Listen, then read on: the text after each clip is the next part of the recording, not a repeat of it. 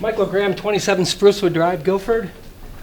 I speak as a parent who had a son many people would have labeled as different. CJ attended Gilford High School for 3 years and had some tough, trying moments. As a senior, while eating lunch in the cafeteria, another student cut off one of CJ's dreadlocks. I don't want any child to experience that. At 26, he took his life.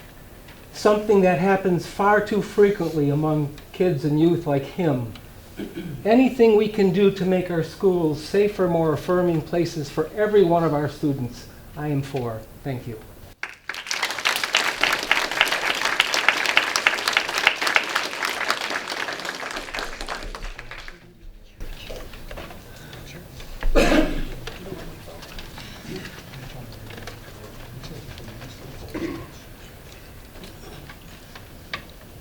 Good evening. My name is Skip Murphy. 9 Gilford Glen Road here in Gilford.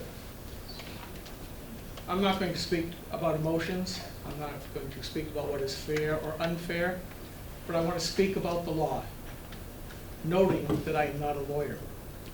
But it's kind of what I do in running GraniteGrock.com.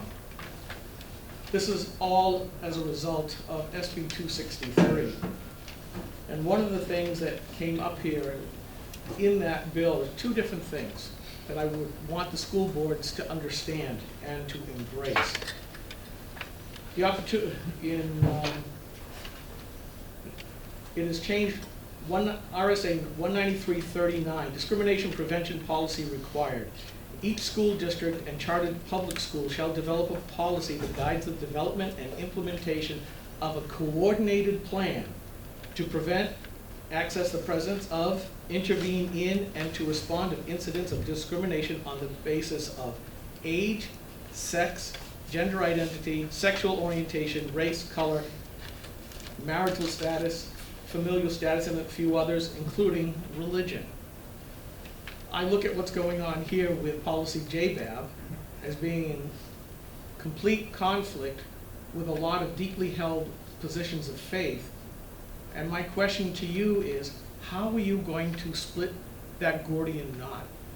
So far, I have not heard a word in how you are planning on upholding your responsibility to fulfill a coordinated plan and lay out specific strictures or affirmations for each of these protected classes. I have also sent you two right-to-know requests at this point. I did receive an answer back from Superintendent Kirk Beitler, which spawned my second one because, frankly, the responsive records were not there. What I had asked was simply as far as guidance part C on the use of pronouns, where basically you have stated that a student has the right to be called by their preferred pronouns. When it comes to the rule of law, United States versus the states, there are different powers that a government can have. People have rights, governments have powers. And the US Constitution circumscribes those powers that the federal government has versus those that the states have.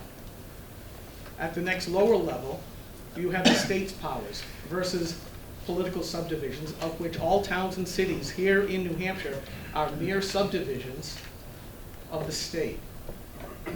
No municipal or school district or any other entity within a subdivision has any more power than what the state has granted via authorizing legislation. Both of my right-to-know requests circled around one particular matter in that grievance, in the guidance part C, which is that student has a right.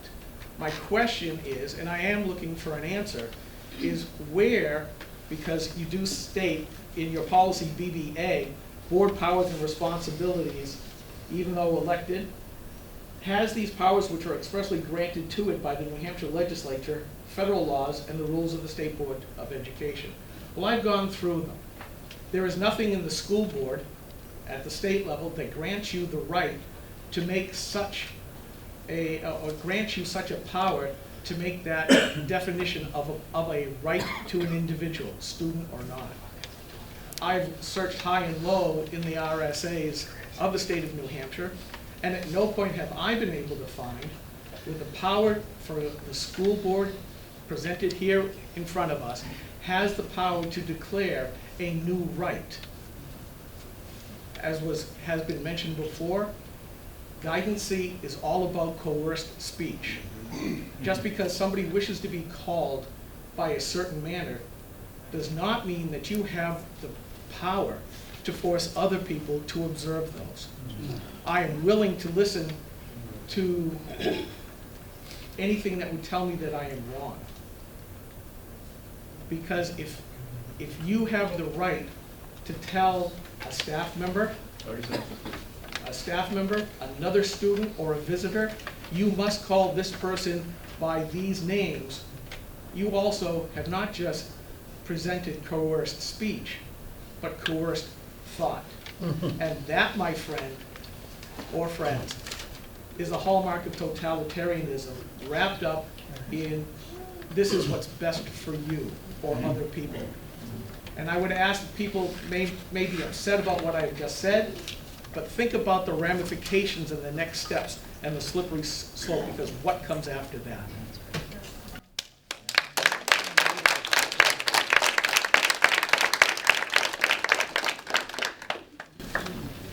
Mark, you could submit that question in writing, please, to us.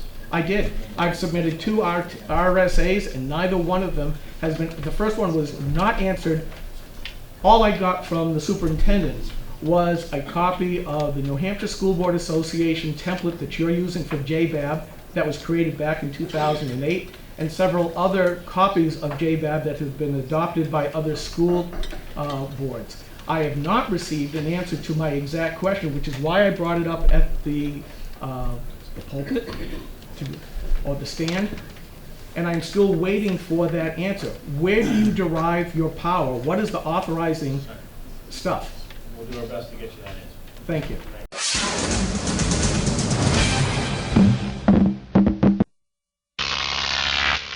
Croc TV.